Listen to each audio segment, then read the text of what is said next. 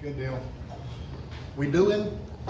My turn yet? Yes, it is your turn now. Okay, good. Okay, I am Wayne Christian. Just all you got to remember when you go next Tuesday to vote, just remember, or early, the rest of the week, just vote for the only Christian on the ballot. Okay, that's me. Okay, got it? That's all you got to remember. I can leave now. That's all you got to do. It's hard to be. Let me tell you, the Railroad Commission, number one thing, has nothing to do with railroads. Okay. And it's sad to say a lot of people don't understand what the Railroad Commission does. The Railroad Commission is responsible to regulate what is 30% of our state budget, a third of the budget, of our entire budget for the state. 1 out of 10 jobs and families own our product that we regulate. It's all the rainy day fund, all the permanent school fund, and much more. It's what makes Texas, Texas. Jed Clampett used to say, you know, black gold, Texas tea. Anybody remember that? Yeah. It's oil, gas, and coal, uranium, lithium, minerals. When it's under the ground, we regulate it from the time it's under the ground till it gets to the refinery or the production place and turns into whatever product it is. We do not do electricity, okay? We do natural gas. And so a lot of people say, well, electricity is 20% of the natural gas produced and regulated by the Railroad Commission. 80% are other products.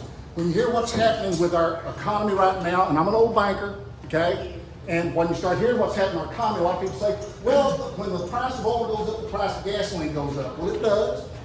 But what they don't include are 6,000 other products from oil and gas, okay?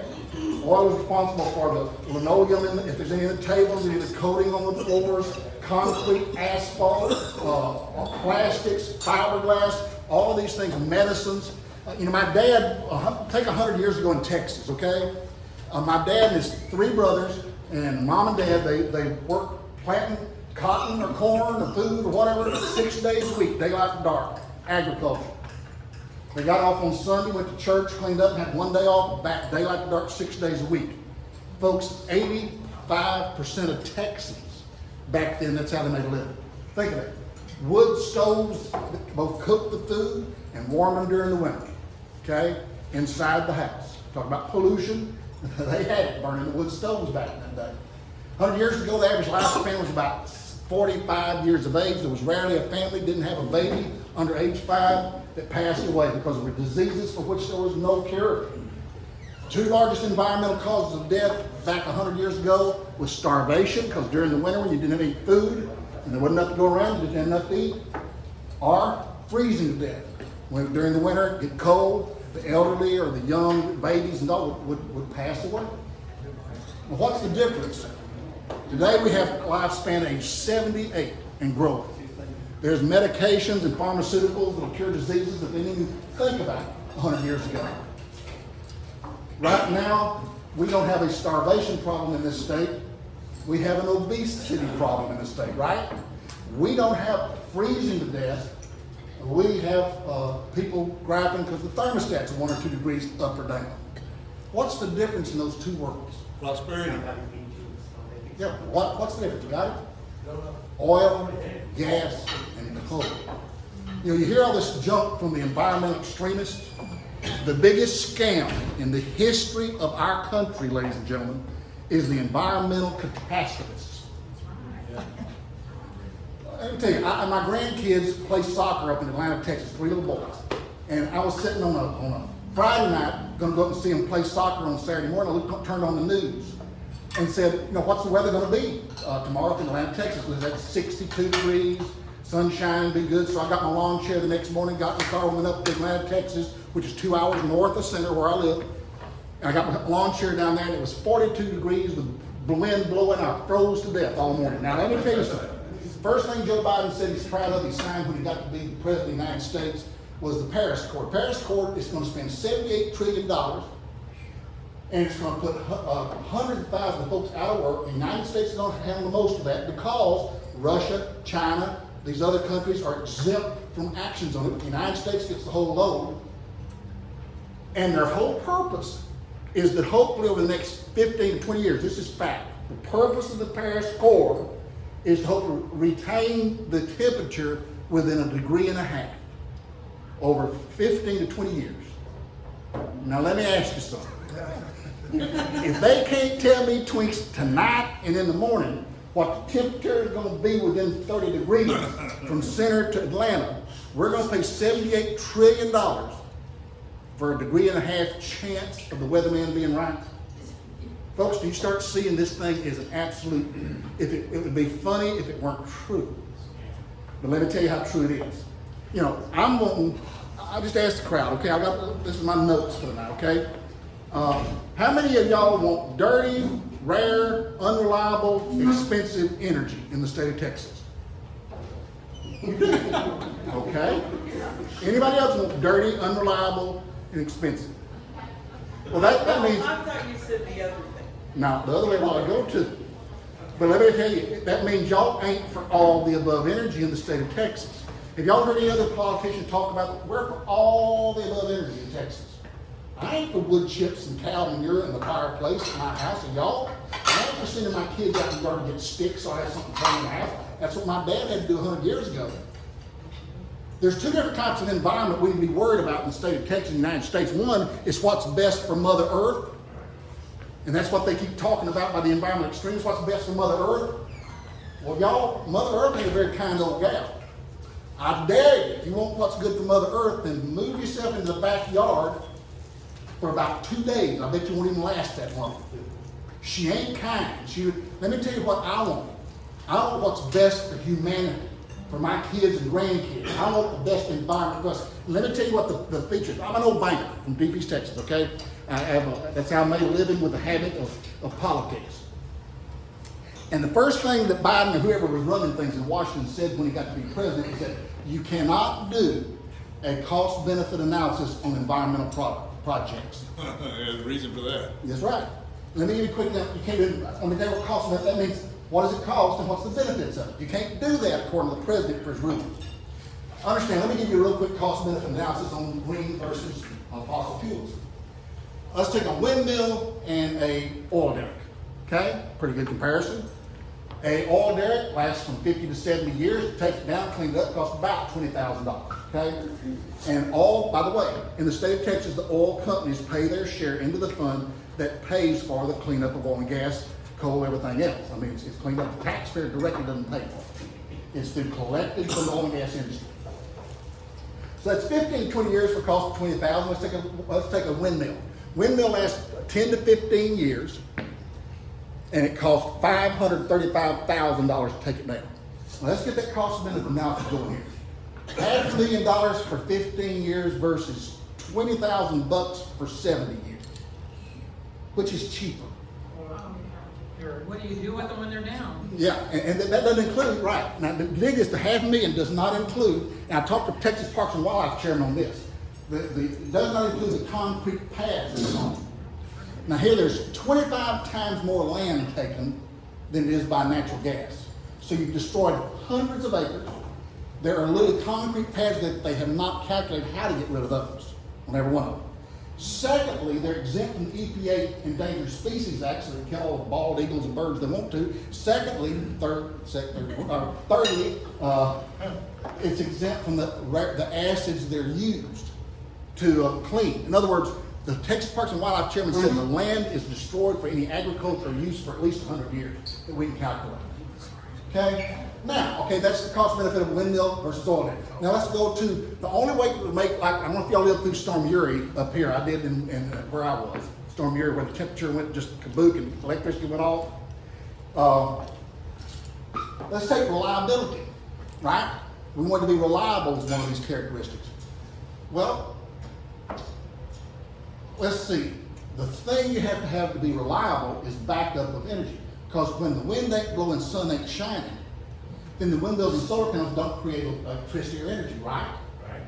Okay, so you gotta have batteries. That's the technology. So you gotta have batteries to store up the electricity so that when the wind ain't blowing, the sun ain't shining, you can get electricity from it, and that makes it reliable. All right, let's do a cost benefit analysis, which the president doesn't allow.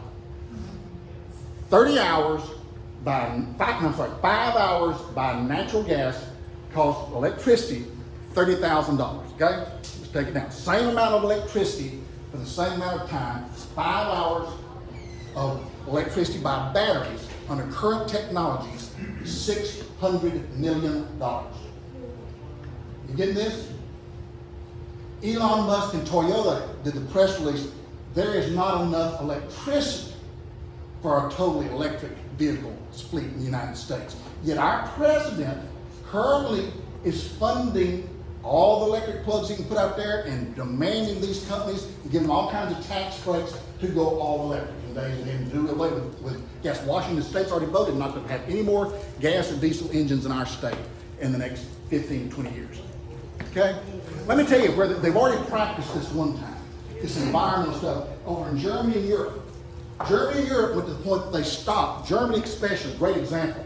Germany passed laws that stopped the retrofitting, the improvements, and they allowed all of their coal, electric generation, all of their gas and gas and coal to just go away as they failed. They didn't maintain them, and they went totally as much as they could to wind and solar. Electricity prices went up 10 times what they were. The biggest import Germany now has are wood chips. Because their poor and middle class can't afford electricity or natural gas, so they're doing what my dad and them did in Texas 100 years ago. They have wood burning stoves and heaters inside their homes. Okay? It's the difference between moving back to the Stone Age, folks, of what God has given us in oil, gas, coal. And so let's talk about clean. Is it clean? It was another one I did, right? We want clean energy? Okay. They say oil and gas isn't clean. Well, the EPA, and that's a reliable group, the EPA says the last 100 years we've decreased environmental deaths by 99% in the world. Okay? So, wow, I didn't hear that on the evening news. 99% less environmental deaths, and yet we're destroying the environment. Okay? Well, what about these terrible chemicals? All these gases in the atmosphere that's making everybody choke and die and fall down on the street and die because of all these choking gases we've got going on. Let me tell you, the last 50 years, according to EPA, the 7 most extreme gases the EPA has on their record have decreased by 77% in the last 50 years, while we have doubled the amount of cars and machinery, triple the population, I think. It's on the sheet I have. But all the use of machines is up. Yes, we've decreased by 77% all the poisonous gases. Let's think of this. They went through all these poisonous gases, and the industry, the oil and gas industry, we Americans, we're not a bunch of dogs. We are humans that can have technology. We improve when there's a problem. Y'all remember just about 10 years ago when you go to these big cities in Dallas and you see the smog alerts and you see all the smog above us? Remember that? Do y'all think that just disappeared? We have pollen alerts now, right? Did those just, no. Texans that work in oil and gas, 1 out of 10 families that are in oil and gas work their tail off. And they are universities, and we clean things up.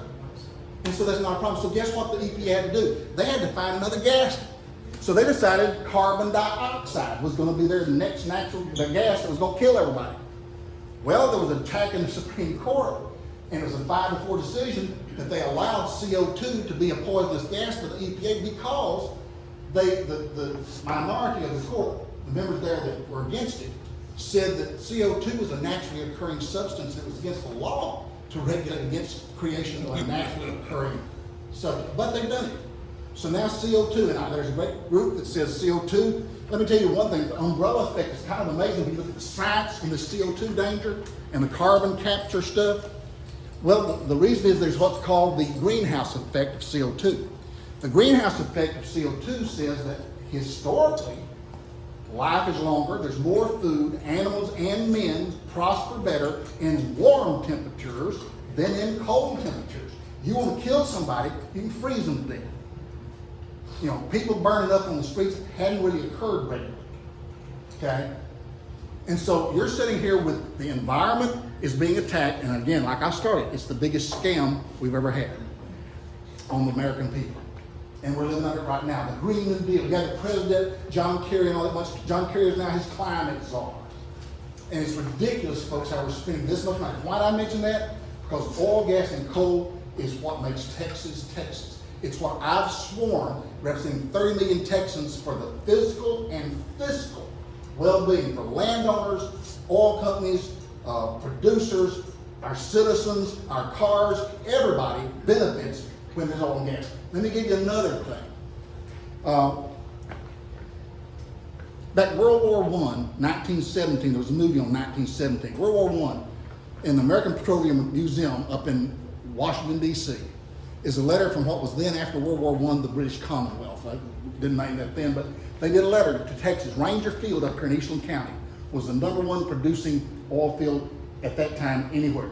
And during World War I, there's a letter that says, we want to thank the citizens at Ranger Field, Texas, for the wave of oil that helped win World War I. Move ahead a few years. The Big Inch and Little Inch pipeline, the largest find in the history of the world, again, was in Kilgore, Texas, East Texas. Big Inch and Little Inch pipeline carried 80% of the oil and gas to our troops and allied forces over in Western Europe and in Germany, all over. We did it. Winston Churchill, I have the poster in my office of his quote. It was a sea of oil from East Texas that won World War II. Winston Churchill. Now you think, World War I, where did God give the greatest resource in history of oil and gas? Texas. World War II, again, the second time. The good Lord gave us the second time. And what did that generation do with that? Think of it. They won World War II, and they reset the entire world to the first superpower, the most compassionate, generous, charitable superpower in the history of the world. The only country that can say, as Ronald Reagan did, the only country that ever sent our boys and girls overseas to fight for people's freedom and never asked for anything when we got through but enough land to bury our dead. The only country in the world that can say that. You think I ain't proud to be an American? Well, let me tell you something, folks, what I'm scared to death of. We call that generation, my dad and his generation, the greatest generation because of what they did, the responsibility they took in building our first superpower. I was elected on a Tuesday in November in 2017, and that next day my wife and I were driving to Bastrop, Texas, out of Austin, headed back to Center. The hotel there was having, Texas Oil and Gas Association was having their little convention. And I said, well, I'll stop by Bastrop and say hello to all the oil and gas guys because I just won as the railroad commissioner, regulating the industry. Say, that'd be good. With my hand up, I ain't lying to you, this is honest God's truth. On the radio came this report that said, after 10 years, Timpson, Texas, which is 10 miles from where I live, the EPA dropped the lawsuit against the state of Texas for seismicity issues in Timpson, Texas. They dropped the lawsuit. I said, well, that's good. You know, that's good. We got the lawsuit dropped by the EPA. The next item in the news, the largest discovery of oil in history in Midland, Texas. Now, I drive into the Texas Oil and Gas Association. I step up as the new commissioner. I said, okay, first day on the job, I settled a 10-year lawsuit and I discovered the largest find of oil in history. Not bad for the first day on the job. I was out in West Texas a few months and I started digging the there. Of course, go through layers of what's out there. And first, about 40 billion barrels. And let me tell you, when I first got in the car and drove off to Bastrop, the amount of reserves from Alaska through Brownsville was 34 billion barrels.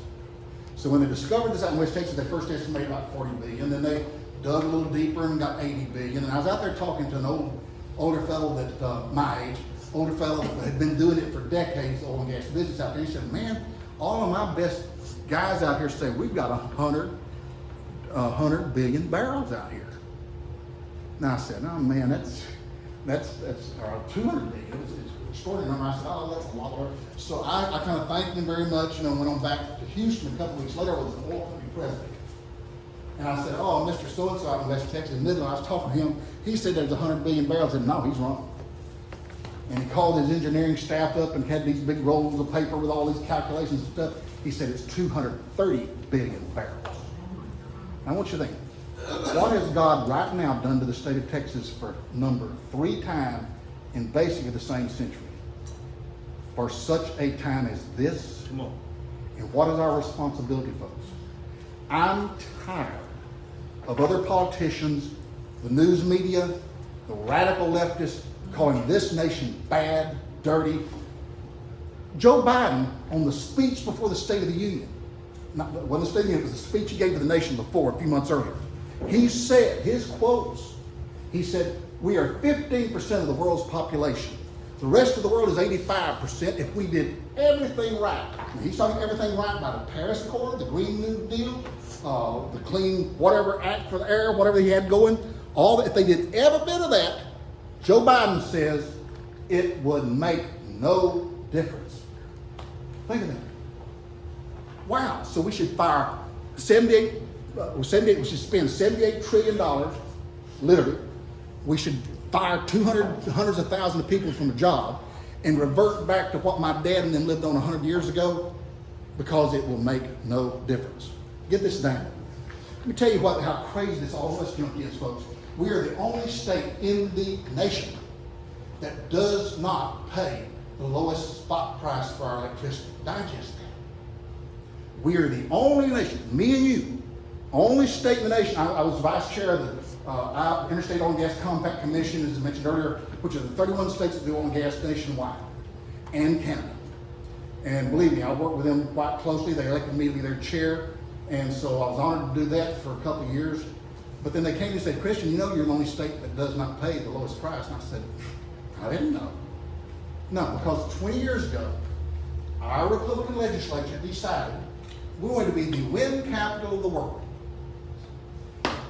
Congratulations, folks. 66 billion of your tax dollar and mine later. We're king. And look what happened in Europe. I had a piece in the Wall Street Journal that expressed just what I thought about that. Right after Storm Uri hit, I was published in the Wall Street Journal.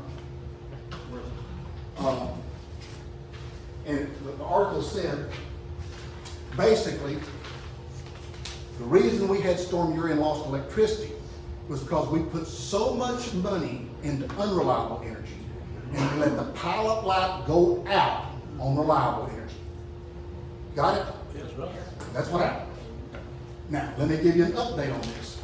As of May 14th, Senator Dan Patrick comes out and says, we've got to fix the problem that rewards wind with all this money and start getting reliable energy back in Texas. The head of the Texas Public Policy Group on May 5th article says the refusal to deal with renewable energy is Texas Public Policy Foundation. The Texas refusal to deal with reliable energy subsidies continue to harm reliability in the Texas grid and cost Texans billions of dollars. More than $66 billion has been invested in renewable energy over the past 20 years. If not for generators chasing the more than $22 billion of renewable subsidies, that money would have been invested in reliable generation that would largely address the problem Texas now have. Let me give you what happened. Last year alone, Red China built 288 additional, China and India, together, 288 additional coal-powered electric generating companies. Got it? Yeah. Now I guarantee you there's no EPA look at the smokestacks coming out of there on the coal plants. They can do it, but we can't. That's right. Now, part of that was built with concentration camp labor, right? So, they also, what do they do with that electricity? They build 60% of the windmills, solar panels, and batteries.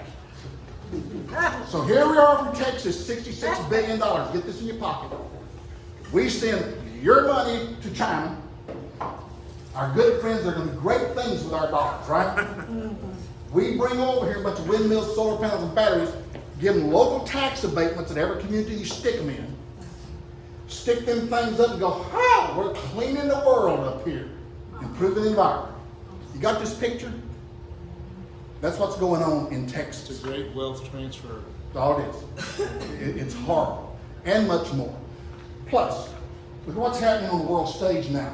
China and Saudi Arabia are negotiating together. By the way, let me take you back just a while. When I first got in office, about after the first year, I may be bad luck on the thing, we had the worst incidents in oil and gas in, I think, recorded history. West Texas Intermediate, because Russia and Saudi Arabia got together and started saying we need to drive the price of oil because the United States, for the first time in 70 years, became energy dominant. Remember that? Yeah. We became energy dominant. And so Russia and China said, hey, we need to drive the price of oil out to Kazoodle so that we can take over and run Texas and the United States. If Texas were a nation, by the way, we'd be number 3 in the world right now in oil and gas production. Got that? There was an article in the Dallas Morning News, I got there somewhere, it talks about for a decision made back in 2020 or 2021, the Ukraine has a chance from the United States saving Western Europe. Because they said prorate when the natural gas rate went to negative, I was approached as chairman of the commission that I should prorate oil, prorate oil production, decrease it by 40%. I started calling around to the other states and to Canada, talking to those folks, and they said, I said, are y'all gonna prorate it? Are y'all gonna cap production in y'all state by 40%? No. Now, I'm sorry, I'm East Texas public school educated. I can real quick tell you that if Texas had brought it down, what would the other states have done? Racked it up. And we just sat there and lost some money, right? Plus, I got to also looking, nobody had done this for 50 years, so nobody knew how to do it. And number three, Texas back 50 years ago when we did it the first time, prorate the oil. We were 40% or so of the world's supply of oil. Right now we're about 10. So if you do 40% off of 10%, that means 3 or 4%, the world would just laugh at us of world production. So I made the decision on my own. One commissioner was for it and the other against it. We had a 10.5 hour Zoom conference all over the world. There I think 1,800 countries, 6,000 people, all on the conference. It was quite remarkable, the largest railroad commission has ever had, and one of the largest for the state of Texas agency. But we had a hearing, and there were people telling me that, Christian, if you don't prorate oil and gas, you're going to destroy the oil and gas industry in America. That's a nice thing to go to bed on, isn't it? Make a decision. But let me tell you, I did what I think Ronald Reagan and we as conservatives would do. I said, I don't remember the government ever fixing anything right. Never. Right? I called up Todd Staples, he's a good friend of mine from East Texas, used to be the ag commissioner, Todd Staples is now president of the Texas Oil and Gas Association, all the landowners. I said, get all the groups together.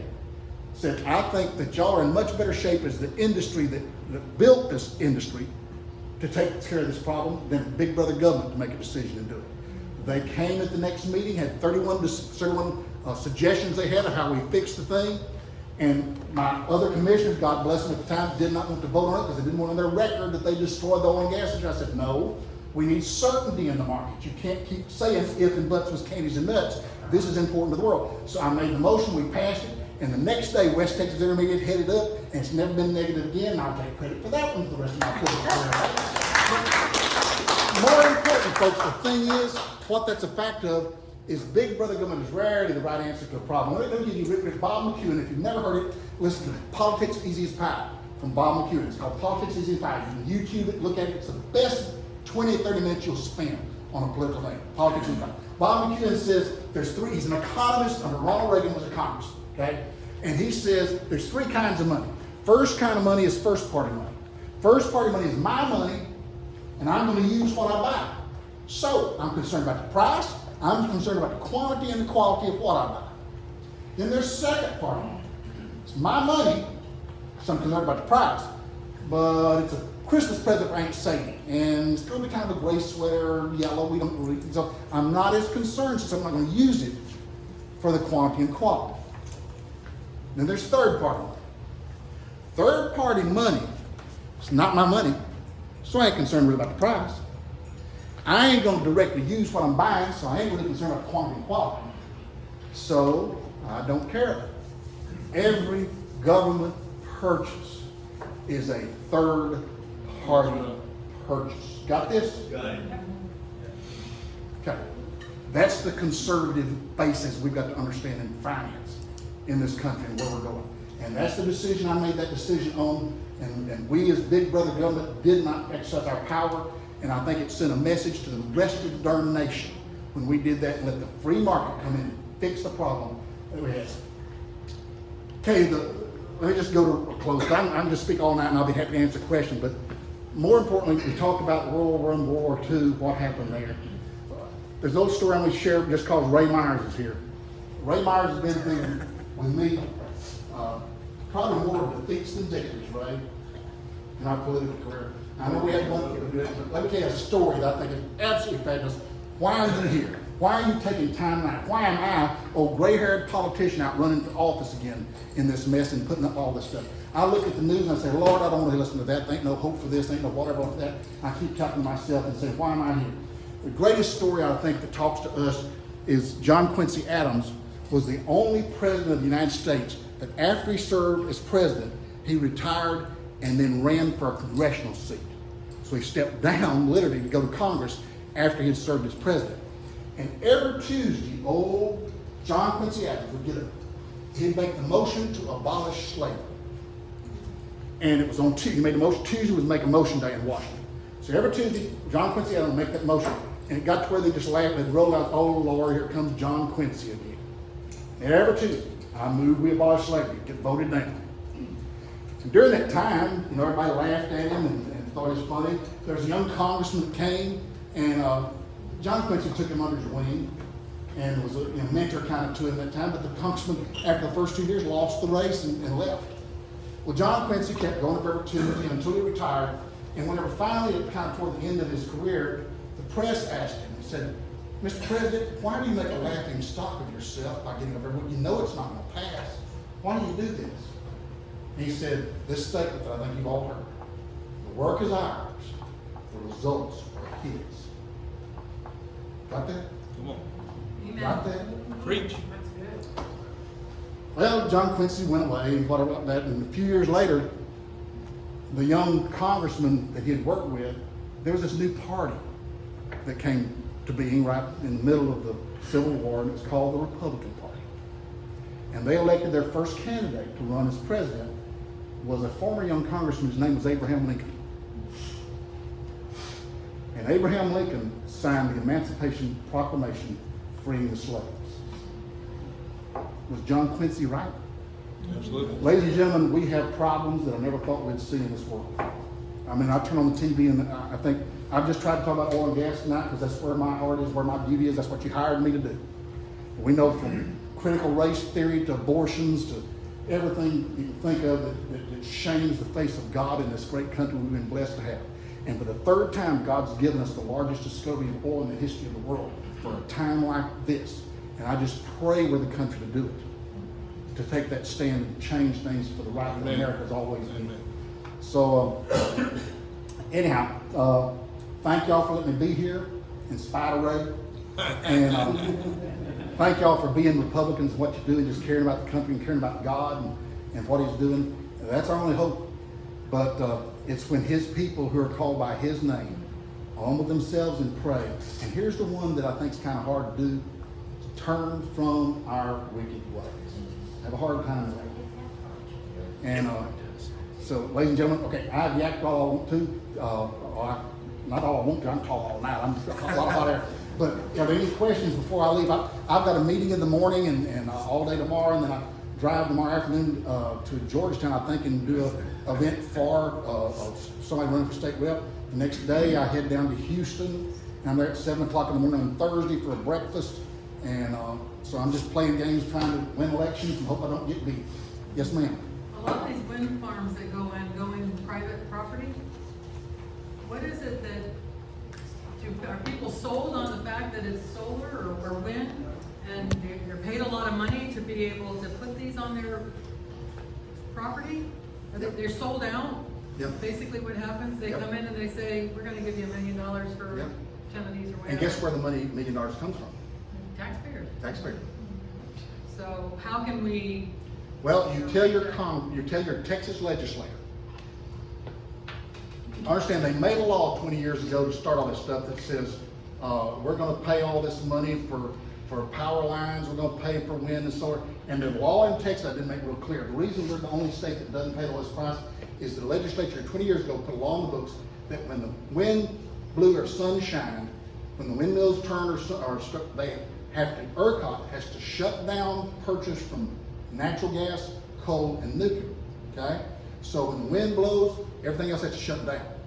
So they're guaranteed to sell their product. It's 100% guaranteed they're gonna sell whenever they present a product. We're gonna pay for them getting installed. So there is no loss there by the wind and solar folks because me and you, $66 billion, had paid to keep them operating. Got that? And during the same time, there's no incentive for new gas, coal, or nuclear to come into Texas, because why would you invest X billion dollars for a new electric generating factory with natural gas if you don't know when you're going to be able to sell your product or not?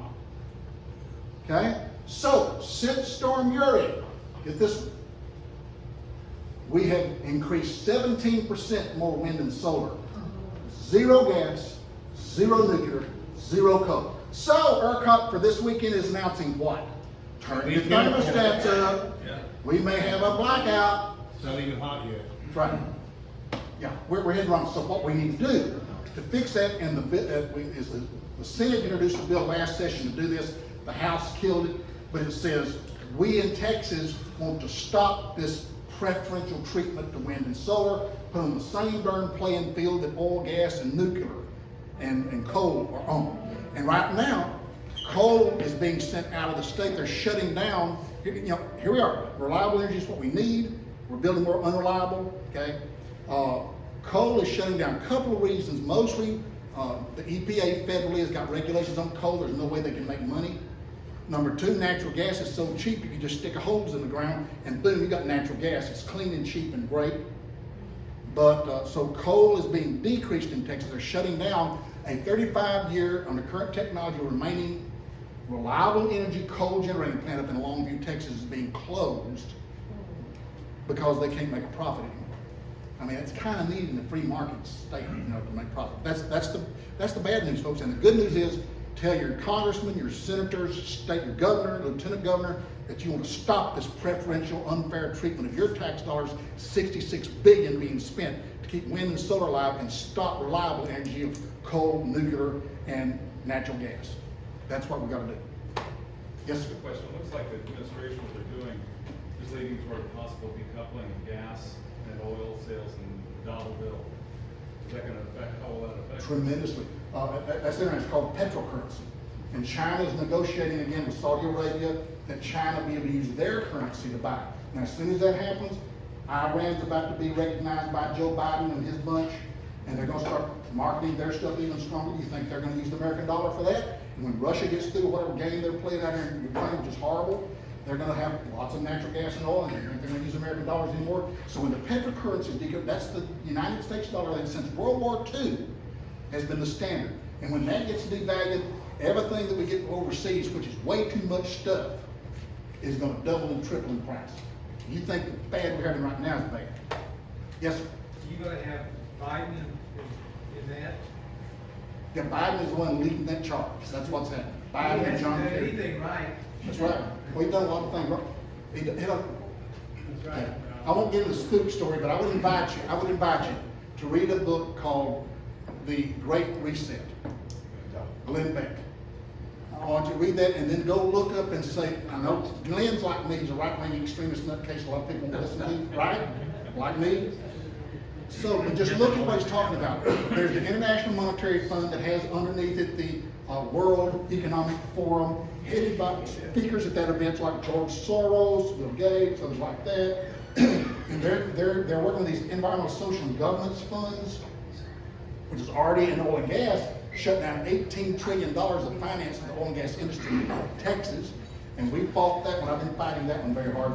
But it's, folks, back up and understand, there are people that don't like us in this world. Okay, this is not mystical. They have organized plans to stop America from being the leader of the free world. That's right. And it's under attack right now. And I look at the oil and gas end of it and I see it happening here. And I think too often we just aren't fighting. We have retired and resigned. And I have all these politicians and these oil and gas companies that tell me regularly, Wayne, we've lost that battle. Too many of the shareholders, too many of our citizens believe that we are polluting the world and we need to back off of oil and gas and become less. Listen to this. You'll hear good Republicans say, we want a lower carbon future. And we want, we all know we want to go green. What is not green about dead dinosaurs and plants thousands of feet below Earth that we use for oil and gas? What's not natural about that? Right? Yes. Yes. Question. Yeah.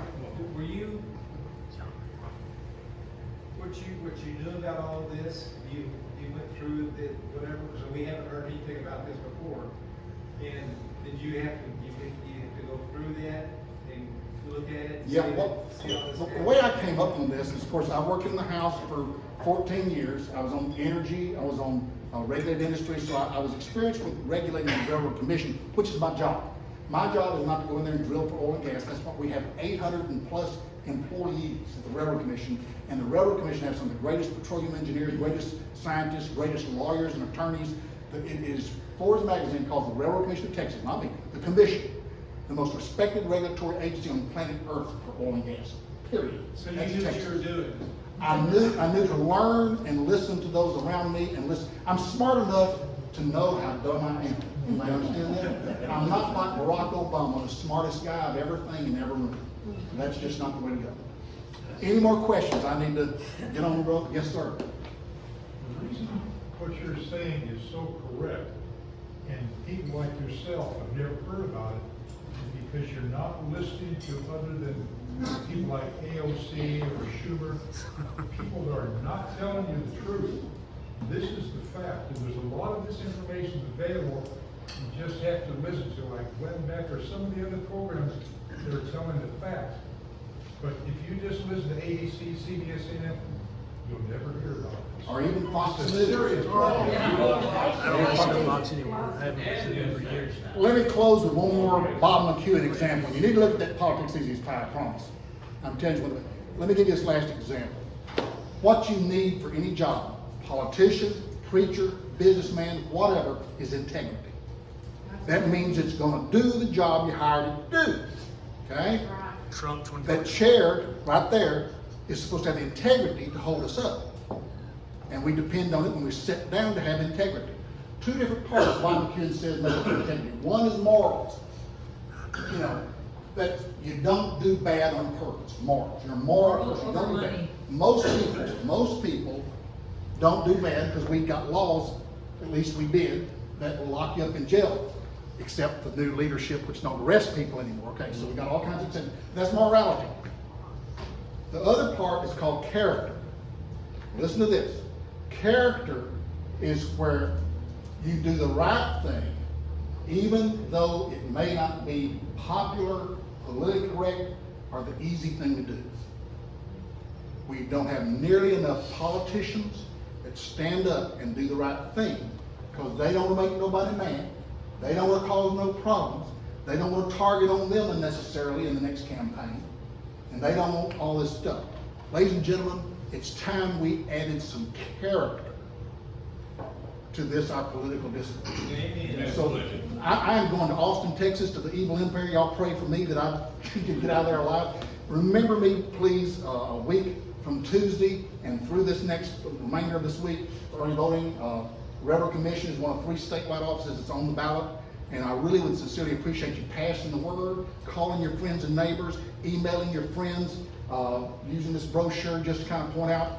I would appreciate your vote. I think if you compare my opponent there on her views and my views, I think they're quite opposite on almost every situation. So I appreciate your consideration. And just, again, call all your friends and neighbors and make it short. Just tell them, hey, just go and vote for the only Christian on the ballot. That's all I got to do.